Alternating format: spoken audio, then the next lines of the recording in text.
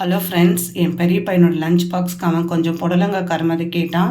அதனால் புடலங்காவை தனியாக ஸ்டீம் பண்ணி வச்சுருக்கேன். நம்ம இதுமாதிரி ஸ்டீம் பண்ணி தனியாக குக் பண்ணிவிட்டு வதக்கும் போது ஈஸியாக இருக்கும். அதுக்கப்புறம் சப்பாத்தி மாவு ரெடி பண்ணியிருக்கேன். நம்ம கோதுமை மாவோட கொஞ்சமாக கேழ்வரகு மாவு சேர்த்து உப்பு சேர்த்து நம்ம பிசைஞ்சோம் அப்படின்னா சாஃப்டாக தான் வரும் சப்பாத்தி. கேழ்வரகு சேர்க்கறதுனால சாஃப்டாக வராதுன்னு இல்லை.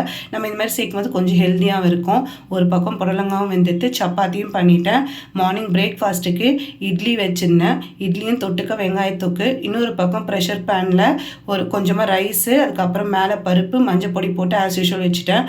தக்காளி தயிர் பச்சடி எப்படி பண்ணலான்னு பார்க்கலாம். ஒரு பேனில் எண்ணெய் ஊற்றிட்டு கடுகு, உளுத்தம்பருப்பு, காஞ்ச மிளகா, பெருங்காயம் லைட்டாக சேர்த்துட்டு தக்காளி போட்டு நல்லா ஸ்மாஷ் ஆகிற வரையும் வதக்கி ஆற வச்சுட்டு தயிரை குத்தி உப்பு போட்டு நம்ம போட்ட உப்பு பத்தலைன்னா தான் இது பண்ணோம். கையில் நல்லா பிசைஞ்சிக்கணும். அப்போ தான் அந்த உப்பு காரெல்லாம் சேரும்.